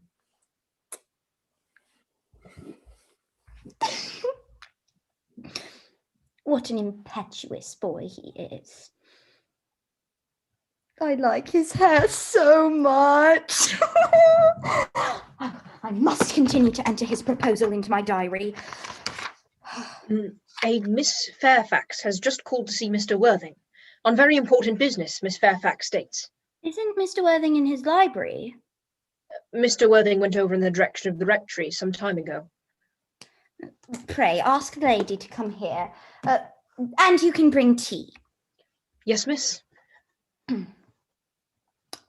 Miss Fairfax. I suppose one of the many good elderly women who are associated with Uncle Jack in some philanthropic work in London. I don't quite like women who are associated with philanthropic work. It is so forward of them. Miss Fairfax. Pray, let me introduce myself to you. My name is Cecily Cardew. Cecily Cardew? What a very sweet name. Something tells me that we're going to be great friends. I like you already. My first impressions of people are never wrong. How nice of you to like me so much after we have known each other such a comparatively short amount of time. Pray, sit down. I may call you Cecily, may I not? With pleasure. You will always call me Gwendolen, won't you? If you wish. That is all quite settled, is it not? I hope so. Perhaps now might be a favourable opportunity for my mentioning who I am. My father's Lord Bracknell. Never heard of Papa, I suppose. I don't think so. Outside the family circle, Papa, I'm glad to say, is entirely unknown. And I think that's how it should be. The home seems to me to be the proper sphere for the man. Certainly once a man begins to neglect his domestic duties, he becomes painfully effeminate, does he not? And I don't like that. It makes men so very attractive. Cecily, Mamma, whose views on education are remarkably strict, has brought me up to be extremely short-sighted. It's part of his system. So, do you mind my looking at you through my glasses? Not at all, Gwendolen. I am very fond of being looked at. You're here on short visit, I suppose. Oh, no, I live here. Really? Surely your mother or some female guardian of advanced years resides here also? No, I have no mother, nor in fact any relations. Indeed. Oh, yes, my guardian, with the assistance of Miss Prism, have the arduous task of looking after me. Your guardian? Oh, yes, I'm Mr. Worthing's ward.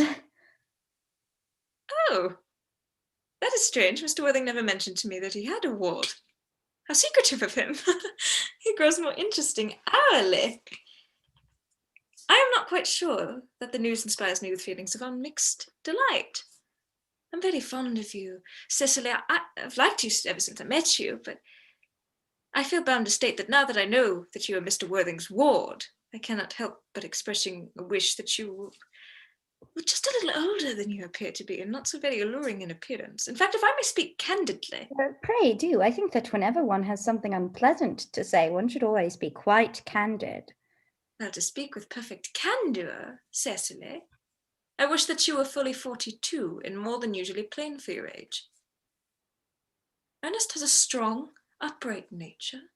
He's the very soul of truth and honour. Disloyalty would be as impossible to him as deception, but even men of the noblest possible moral character are still extremely susceptible to the influence of the physical charms of others.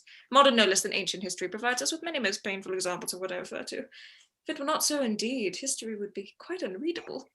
I beg your pardon, Gwendolen, but did you say Ernest?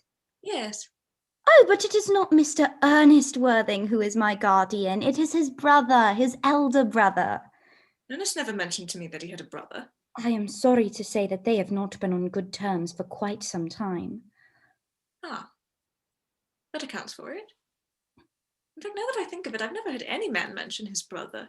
The subject seems distasteful to most men. Ah, Cicely, you have lifted a load from my mind. I was growing almost anxious. It would have been terrible if a cloud had come across a friendship like ours, would it not? Of course, you're quite sure it is not Mr. Ernest Worthing who is your guardian. Quite sure. In fact, I'm going to be his. I beg your pardon?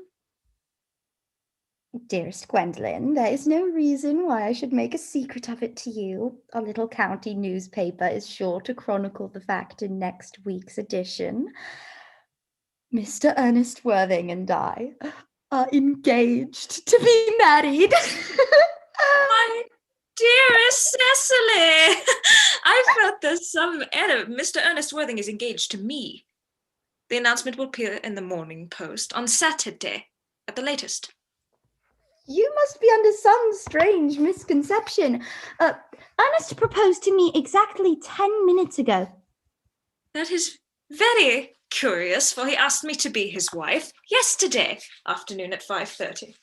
If you care to verify the incident, pray do so. I never travel without my diary. One must always have something sensational to read on the train. I'm so sorry, dear Cecily, if it is any disappointment to you, but I'm afraid I have the prior claim. It would distress me more than I can tell you, dear Gwendolyn, if it caused you any mental or physical anguish, but I feel bound to point out that since Ernest proposed to you, he clearly has changed his mind. The poor fellow has been entrapped into any foolish promise. I shall consider it my duty to rescue him at once and with a firm hand. Whatever unfortunate entanglement my dear boy may have gotten into, I shall not reproach him with it after we are married. To me, Miss Cardew, as an entanglement? Why, you are presumptuous. On an occasion of this matter, it becomes more than a moral duty to speak one's mind. It becomes a pleasure. Do you suggest, Miss Fairfax, that I entrapped Ernest into an engagement? How dare you! This is no time for the shallow mask of manners. When I see a spade, I call it a spade. I am glad to say that I have never seen a spade. It is obvious that our social spheres have been widely different. Shall I lay the tea here as usual, miss? Yes, as usual.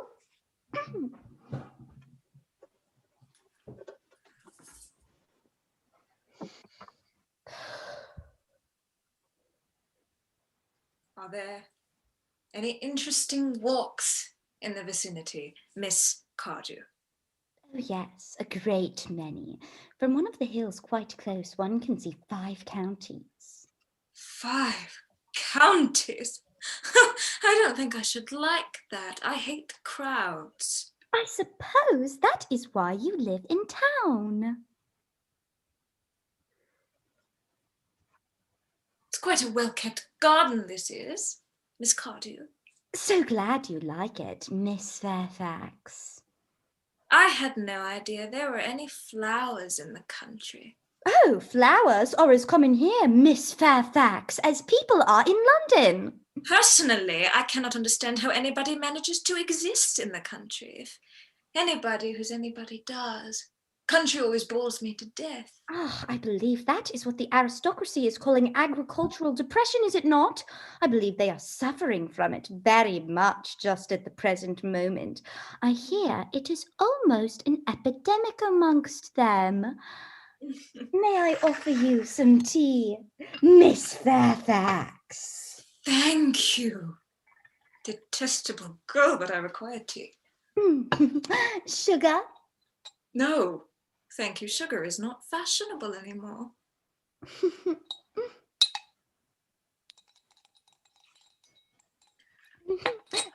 Cake or bread and butter? Bread and butter, please. Cake is rarely seen at the best households nowadays.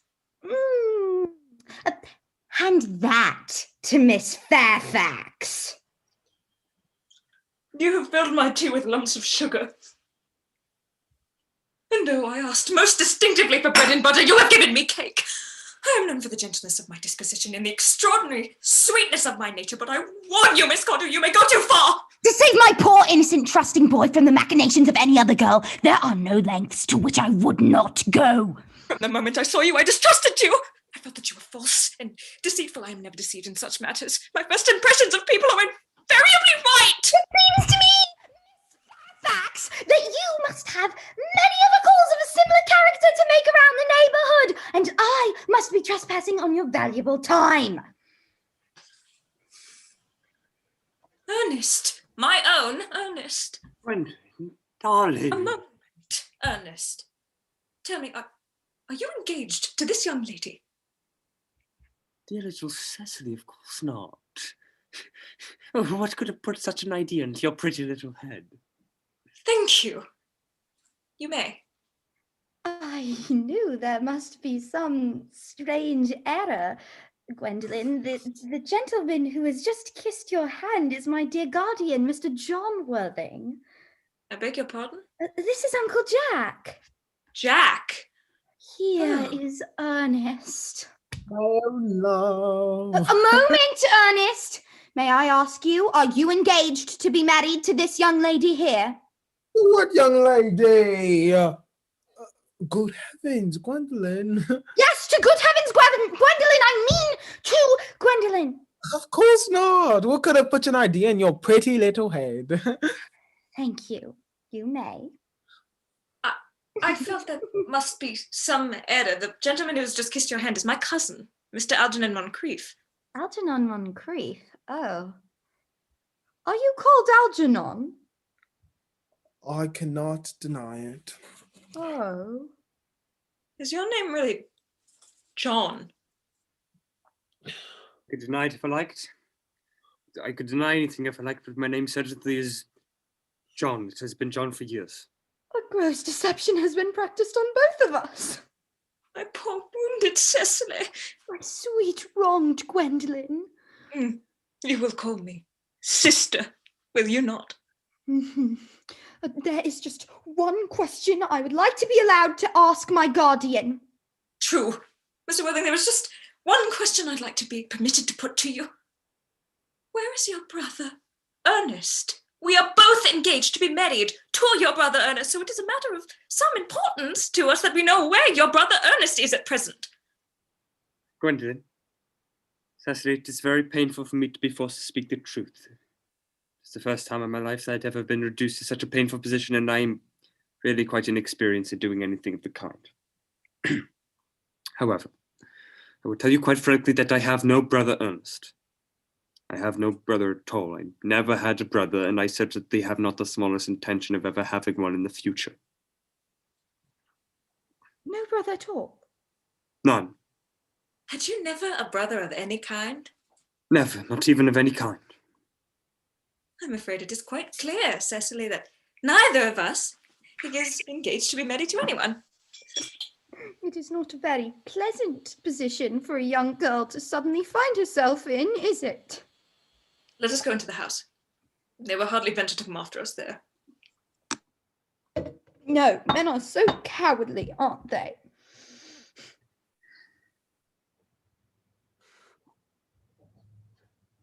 Oh, this ghastly state of things is what you call bunburying, I suppose? yes, and a perfectly wonderful Bunbury it is. The most wonderful Bunbury I've ever had in my life. You have no right whatsoever to bunbury here. That is absurd. One has a right to Bunbury anywhere one chooses. Every serious Bunburyist knows that. Serious bunburyist, good heavens. One must be serious about something if they want amusement in life. I happen to be serious about Bunburying. What on earth are you serious about? I have the remotest idea. About everything, I should fancy. You have such an absolutely trivial nature. The only small satisfaction I have in the whole of this wretched business is that your friend, Bunbury, is quite exploded. You won't be able to run down to the country quite as often as you used to, dear Algy, and a very good thing, too. Oh, brother is a little off colour, isn't he, dear Jack? You won't be able to disappear to London quite so frequently as your wicked custom was, and not a bad thing either. As for your conduct toward Miss Cardew, I must say that you're taking in a sweet, simple, innocent girl like that is quite inexcusable. To say nothing of the fact that she is my ward. I can see no possible defense at all for your deceiving, brilliant, clever, thoroughly experienced young lady like Miss Fairfax. To say nothing of the fact she is my cousin. I wanted to be engaged to Gwendolyn, that is all. I love her. I simply wanted to be engaged to Cecily. I adore her. Well, there's certainly no chance of you marrying Miss Cardew. I don't think there's much likelihood, Jack, of you and Miss Fairfax being united. That is no business of yours. Well, if it was my business, I wouldn't be talking about it. Oh, very vulgar of you to talk about one's business. Only people like stockbrokers do that, and merely at dinner parties. How can you sit calmly eating muffins when we're in this horrible trouble? I can't make out. You seem to me to be perfectly heartless. Well, I can't eat muffins in an agitated manner. The butter will probably get on my cuffs. One should always eat muffins quite calmly. It is the only way to eat them. When I say it's perfectly heartless, you're eating muffins at all under the circumstances. When I am in trouble, eating is the only thing that counsels me.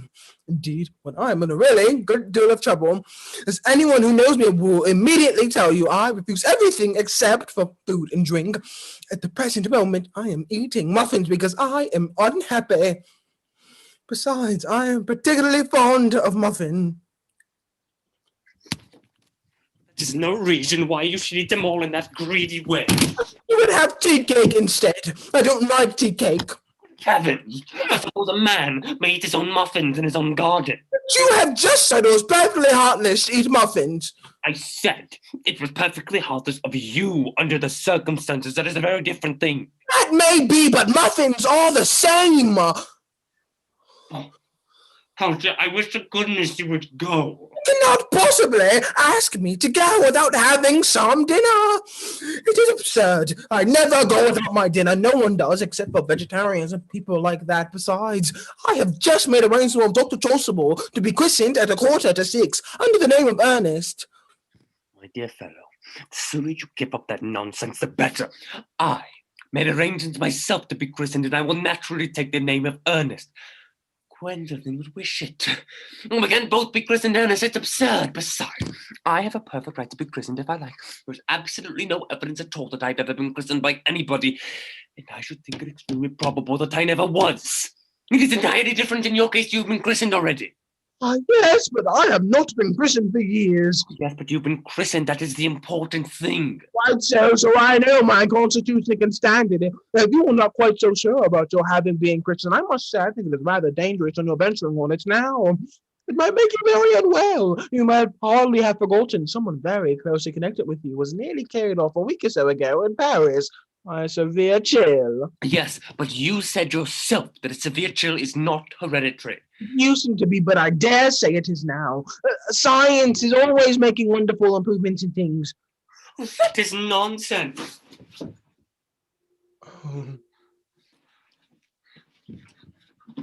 You are always talking nonsense, Alger. Oh, Jack! You are at the muffins again. I wish you wouldn't. There are only 2 left. Oh. I told you I was particularly fond of muffins. I hate tea cake. Why on earth do you allow tea cake to be served to your guests? What ideas of hospitality? Algernon, I have told you to go. Why don't you go? I don't want you here. I haven't quite finished my tea yet. There's still 1 muffin left.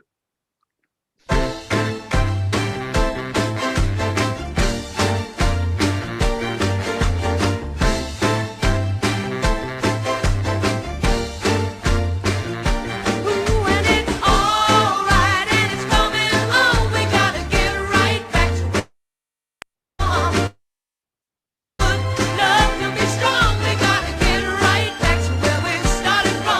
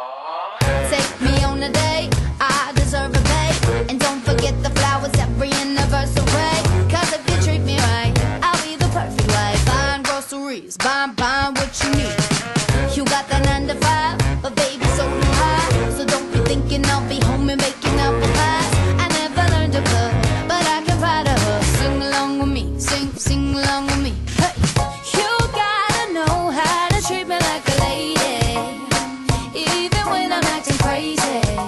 Tell me everything's alright. Dear future husband, here's a few things you need to know if you wanna be my one and only all my life. Dear future husband, if you wanna get that special loving, tell me I'm beautiful each and every night. After every fight, just apologize, and maybe then I'll let you try and rock my body right. Even if I was wrong, you know I'm never wrong. Why disagree? Why disagree? You gotta know how to treat me like a lady, even when I'm acting crazy. Tell me everything's alright. Dear future husband, here's a few things you need to know if you wanna be my one and only all my life. Dear future husband, make time for me, don't leave me lonely, and no, we'll never see your family more than mine. I'll be sleeping on the left side of the bed. Hey. Open doors for me and you might get some kisses. Don't have a dirty mind, just be a classy guy and buy me a ring. Buy me a ring. You gotta know how to treat me like a lady, even when I'm acting crazy. Tell me everything's alright. Dear future husband, here's a few things you need to know if you wanna.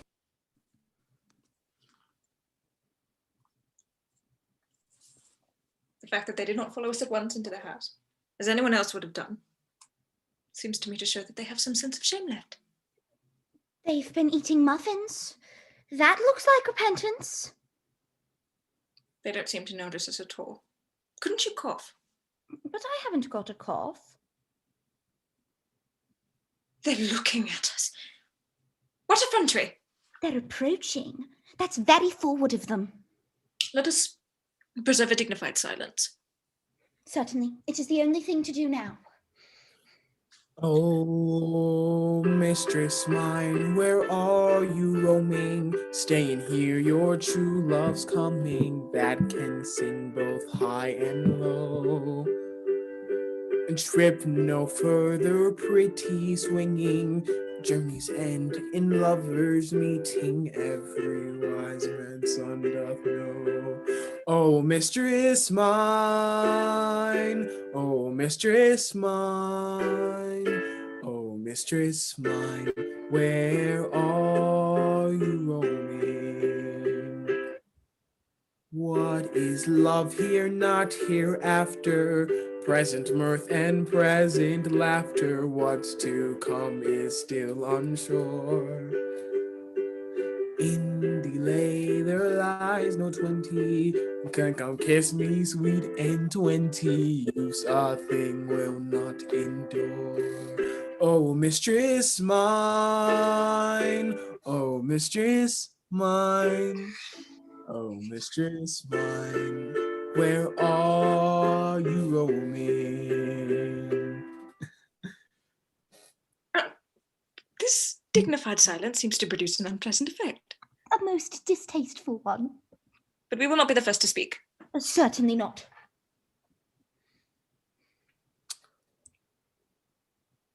Mr. Worthing, there's just one question I have for you. Must depend on your reply.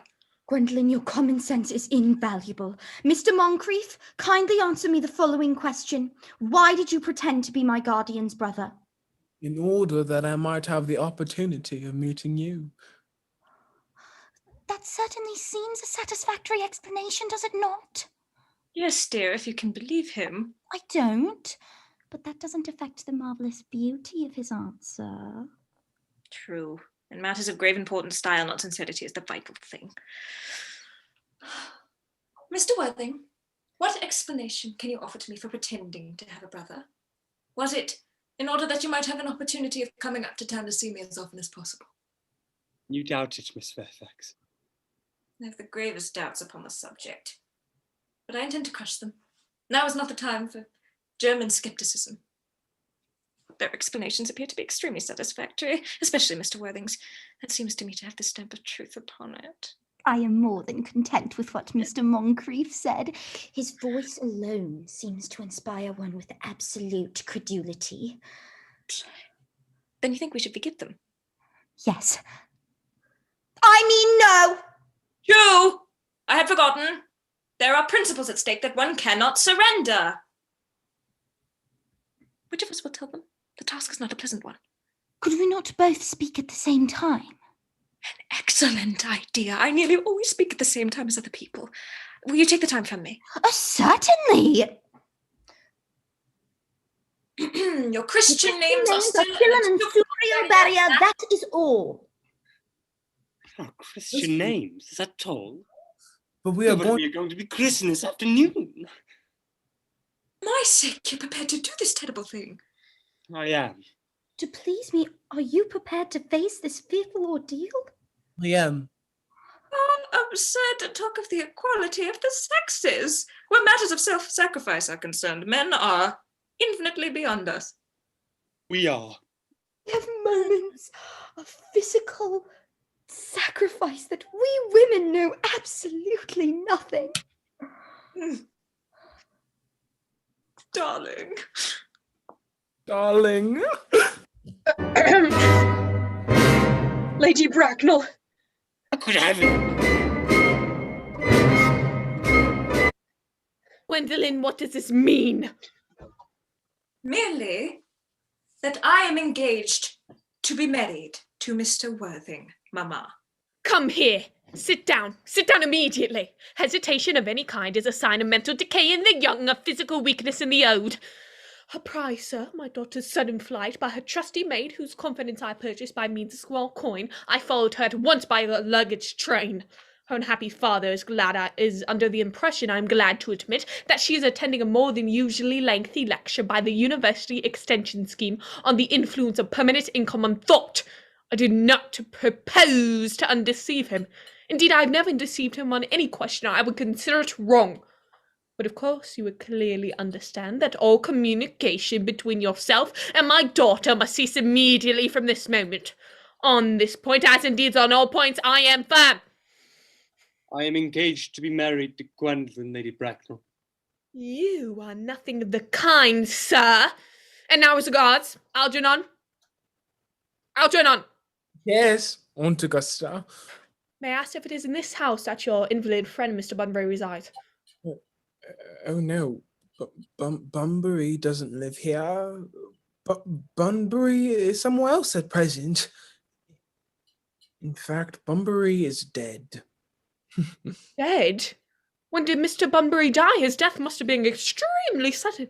I killed Bunbury this afternoon. I mean, poor Bunbury died this afternoon. What did he die of? Bunbury? Oh, he was quite exploded. Exploded?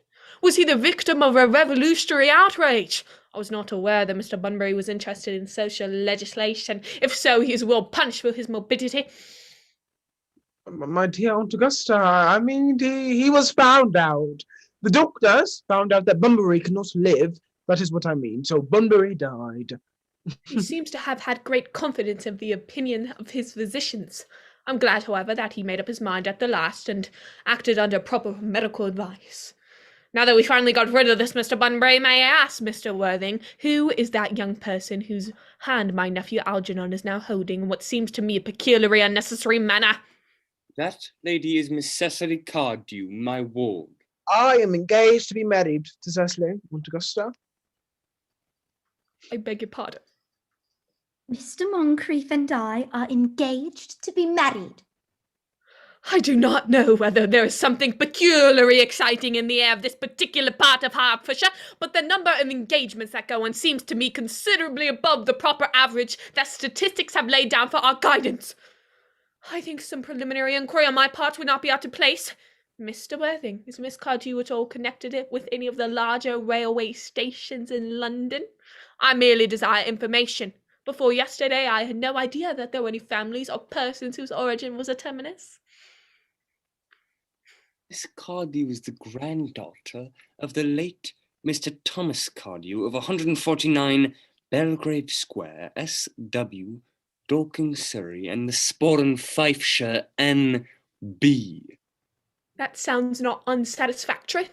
3 addresses always inspire confidence even in tradesmen. But what proof have I of their authenticity? I've carefully preserved the court guides to the period Aunt Augusta. They are open to inspection. I've known strange airs in that publication. Miss Cardew's family solicitors are Messrs. Markby, and Markby. Markby. A firm of the very highest position in their profession. Indeed, I'm told that one of the Mr. Markbys is occasionally to be seen at dinner parties. So far, I'm satisfied. Oh, that is very kind of you, Lady Bracknell. I have also in my possession, you will be pleased to hear, certificates of Miss Cardew's birth, baptism, whooping cough, registration, vaccination, and the measles, both the English and the German variety. Ah, a life crowded with incident, I see, though perhaps somewhat too exciting for a young girl. I'm not myself in favour of premature experiences. Gwendolen, the time approaches for our departure. We have not a moment to lose. As a matter of form, Mr. Worthing, I'd better ask you if Miss Cardew has any little fortune. Oh, about £130,000 in the funds, that is all. Goodbye, Lady Bracknell, so pleased to have seen you. A moment, Mr. Worthing. £130,000. And in the funds! Miss Cardew seems to me a most attractive young lady now that I look at her. Few girls of the present day have any really solid qualities, any of the qualities that last and improve with time. We live, I regret to say, in an age of surfaces. Come over here, sweet child. Ah, pretty child. Your dress is sadly simple, and your hair seems almost as nature might have left it, but we can soon alter all that. A thoroughly experienced French maid produces a really marvellous effect in a very brief space of time. I remember recommending one to the young Lady Lansing, and after 3 months her own husband did not know her. And after 6 months, nobody knew her. Kindly turn around, sweet child. No, the side profile is what I want. Yes, quite as I expected. There are distinct social possibilities in your profile. The 2 weak points in our age are of wants of principle and its want of profile. The chin a little higher, dear. Style largely depends on the way the chin is worn. They're worn very high just at present. Algernon! Yes, Aunt Augusta. There are distinct social possibilities in Miss Cardew's profile. Leslie is the sweetest, dearest, prettiest girl in the whole world. I don't care 2 pence about social possibilities. Never speak disrespectfully of society, Algernon. Only people can't get into it do that. Of course, sweet child, you know that Algernon has nothing but his debts to depend on, but I do not approve of mercenary marriages. When I married Lord Bracknell, I had no fortune of any kind. But I never dreamed for a moment of allowing that to stand in my way. Well, I suppose I must give my consent. Thank you, Aunt Augusta. You may also address me as Aunt Augusta for the future. Thank you, Aunt Augusta. The marriage, I think, had better take place quite soon. Thank you, Aunt Augusta! Thank you, Aunt Augusta. To speak frankly, I'm not in favour of long engagements. They give people the opportunity of finding out each other's character before marriage, which I think is never advisable. I beg your pardon for interrupting you, Lady Bracknell, but this engagement is quite out of the question. I am Miss Cardew's guardian, and she cannot marry until she comes of age without my consent. That consent I absolutely decline to give. Upon what grounds, may I ask? Algernon is an extremely, I may say, almost an ostentatiously eligible young man. He has nothing, but he looks everything. What more can one desire? It pains me very much to speak frankly to you, Lady Bracknell, about your own nephew, but the fact is, I do not approve at all of his moral character. I suspect him of being untruthful. Untruthful? My nephew Algernon! Impossible! He is an Oxonian! I fear there could be no possible doubt about the matter. This afternoon, during my temporary absence in London on an important question of romance, he obtained admission to my house by false pretense of being my brother. Under an assumed name, he drank, I've just been informed by my butler, an entire bottle of my Perrier Jute Brut 89 wine I was specially reserving for myself. Continuing his disgraceful deception, he succeeded throughout the course of the afternoon in alienating the affections of my only ward. He subsequently stayed for tea and devoured every single muffin.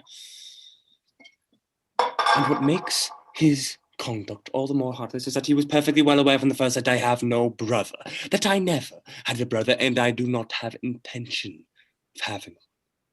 So I distinctly told him so myself yesterday afternoon. Mr. Worthing, after careful consideration, I've decided entirely to overlook my nephew's conduct to you. Oh, that is very generous of you, Lady Bracknell. My own decision, however, is entirely unalterable. But I decline to give my consent. Come here, dear. How old are you? Well, I'm really only 18, but I always admit to 20 when I go to evening parties. Yes, you're quite right in making some slight alteration. Indeed, no woman should ever be quite accurate about her age. It is so calculating. 18, but admitting to 20 at evening parties. Well, it will not be long before you are of age and free from the restraints of tutelage, so I don't think your guardian's consent, after all, is a matter of any importance. Pray, excuse me, Lady Bracknell, for interrupting you again, but it is only fair to tell you that according to the terms of her grandfather's will, Miss Cardew does not come legally of age until she is 35. That does not seem to me to be a grave objection. 35 is a very attractive age. London society is full of women of the very highest birth, of their own free choice, who have remained 35 for years. Lady Dumbleton is an instance in point. To my known knowledge, she has remained 35 ever since she reached the age of 40, which is many years ago now. I see no reason why our dear Cecily should not even still be more attractive at the age you mentioned than she is at present. There will be a large accumulation of property. Algie, could you wait for me till I was 35? Of course I could, Cecily. You know I could. Yes, I felt it instinctively, but I couldn't wait that time. I hate waiting even 5 minutes for anybody. It always makes me rather cross. I am not punctual myself, but I do like punctuality in other people, and waiting, even to be married, is quite out of the question. Then what is to be done, Cecily? I don't know, Mr. Moncrief. My dear Mr. Worthing, as Miss Cardew states positively that she cannot wait until she is 35, a remark which, I'm bound to say, seems to me to show a somewhat impatient nature, I would beg of you to reconsider your decision. My dear Lady Bracknell, the matter is entirely in your own hands. The moment you consent to my marriage with Gwendolen, I will most gladly allow your nephew to form an alliance with my ward. You must be quite aware that what you propose is out of the question. Then a passionate setup sees all that any of us can look forward to. That is not the destiny I propose for Gwendolen. Algernon, of course, can decide for himself. Come, dear, we've already missed 5, if not 6 trains. To miss any more might expose us to comment on the platform. Everything is quite ready for the christenings. The christening, sir? Is that not somewhat premature? Both of these gentlemen have expressed immediate desire for baptism. At their age! The idea is grotesque and irreligious. Algernon, I forbid you to be baptized. I will not hear of such excesses. Lord Bracknell would be highly displeased if he learned that that was the way in which you wasted your time and money. Am I to understand then that there are to be no christenings at all this afternoon? I don't think that as things are now, it would be of much practical value to either of us, Dr. Chasuble. I am grieved to hear such sentiments from you, Mr. Worthing. They savour of the heretical views of the Anabaptists, views that I have completely refuted in 4 of my unpublished sermons. However, as your current mood seems to be one particularly secular, I must return at once to the church. Indeed, I have just been informed by the pew owner that for the last hour and a half, Miss Prism has been waiting for me in the vestry. Miss Prism? Did I hear you mention Miss Prism? Yes, Lady Bracknell. I am on my way to join her. Pray, allow me to detain you for a moment. This matter may prove to be one of vital importance to Lord Bracknell and myself. Is this Miss Prism a female of repellent aspect, remotely connected with education? She is the most cultivated of ladies and the very picture of respectability. It is obviously the same person. May I ask what position she holds in your household? I am a celibate, madam. Miss Prism, Lady Bracknell, has been for the last 3 years Miss Cardew's esteemed governess and valued companion. In spite of what I hear of her, I must see her at once. Let her be sent for! She approaches. She is nigh. No, I was told you expected me in the vestry, dear Canon. I've been waiting for you there for an hour and 3/4. Prism! Come here, Prism! Prism, where is that baby? 28 years ago, Prism, you left Lord Bracknell's house, number 104 Upper Grosvenor Street, in charge of a preambulator that contained a baby of the male sex. You never returned. A few weeks later, after the elaborate investigations of the Metropolitan Police, the perambulator was discovered standing by itself at midnight in a remote corner of Bayswater. It contained a manuscript of a 3-volume novel of more than usually revolting sentimentality, but the baby was not there. Prism, where is that baby? Lady Bracknell, I admit with shame that I do not know. I only wish I did. The plain facts of the case are these. On the morning of the day you mention, a day that is forever branded in my memory, I prepared as usual to take the baby out in its perambulator. I had also with me a somewhat old but capacious handbag in which I had intended to place the manuscript of a work of fiction I had written during my few unoccupied hours. In a moment of mental abstraction, for which I can never forgive myself, I deposited the manuscript in the bassinet and placed the baby in the handbag. But where did you deposit the handbag? Do not ask me, Mr. Worthing. Miss Prism, this is a matter of no small importance to me. I insist on knowing where you deposited the handbag that contained that infant. I left the cloak in... I left it in the cloakroom of a rather large railway station in London. What railway station? Victoria! The Brighton line!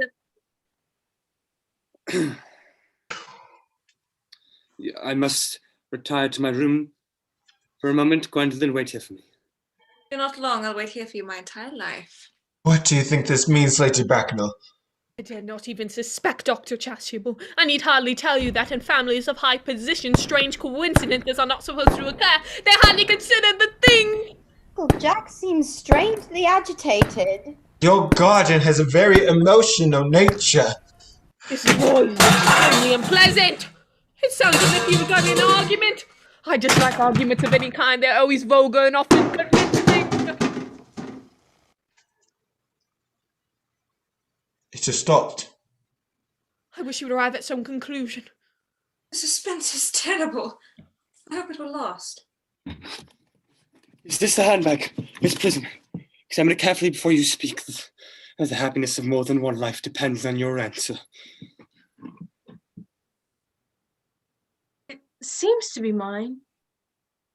Yes, here's the injury it received through the upsetting of a Gower Street omnibus in younger and happier days. Here is a stain on the lining caused by the explosion of a temperance beverage, an incident that occurred in Leamington. And here on the lock are my initials. I had forgotten that in an extravagant mood I had them placed there. The handbag is undoubtedly mine. I'm delighted to have it so unexpectedly restored to me. It has been a great inconvenience being without it all these years. Miss Prism, more is restored to you than this handbag. I was the baby you placed in it. You! Yes, mother! To Mr. Worthing, I am unmarried. Unmarried? I do not deny that is a serious blow, but after all, who has a right to cast a stone against one who has suffered? Cannot repentance wipe out an act of folly? Why is there one law for man and another for woman? Mother, I forgive you. Mr. Worthing, there is some error. There is the lady who can tell you who you really are.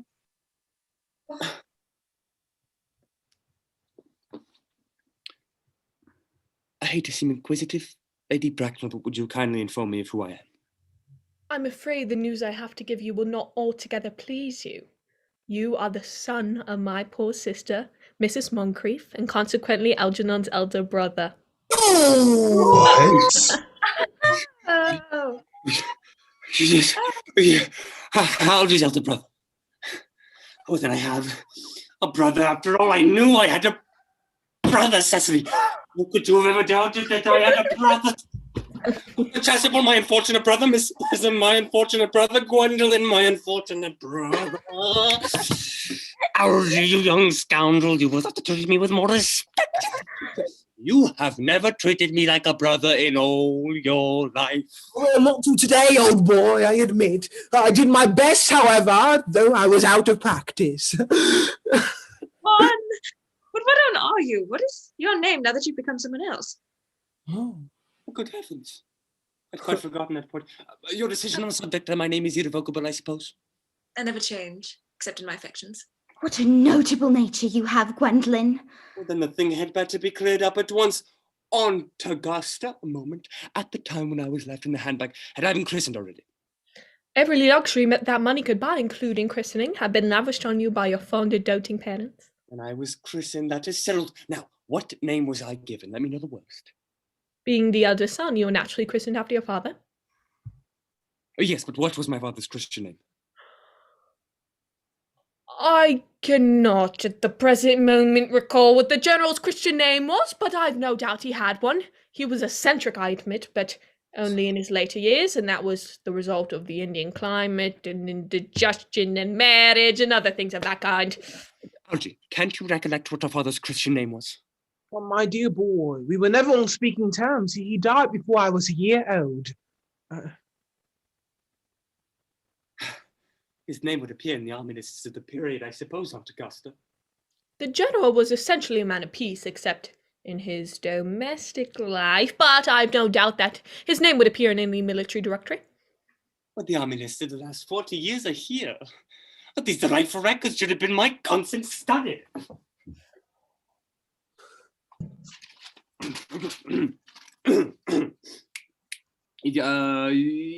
I'm generals. Let's see, Malum, Maxbum, Magri, what ghastly names they have. Gosh. Markby, Migby, Moncrief. Yes. Lieutenant, 1840, Captain. Lieutenant Colonel, Colonel, General, 1869, Christian names. Ernest John. Oh. No way! No way! I always told you, Gwendolen, my name was Ernest in his time. Well, it is Ernest. I mean, it's naturally Ernest.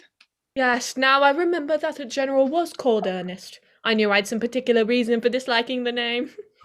My own Ernest. I knew from the very first that you could have no other name. Gwendolen, it is a terrible thing for a man to find out quite suddenly that all his life he has been speaking nothing but the truth. Can you forgive me? I can, for I feel you're sure to change. My own one. Oh, Leticia. Patrick at last. Cecily. Gwendolen, at last. My nephew, you seem to be displaying signs of triviality. On the contrary, Aunt Augusta, I now realize for the first time in my life the true vital importance of being earnest.